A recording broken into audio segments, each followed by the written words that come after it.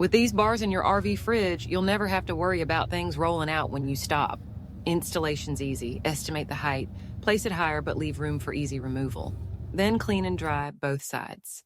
Peel the backing off with a small tab on the stainless steel plate, then stick it at the selected positions.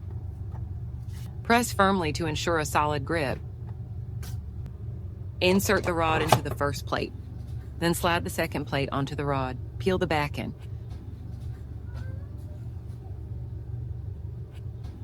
Adjust the bar length to fit your fridge and stick the second plate in place. All set.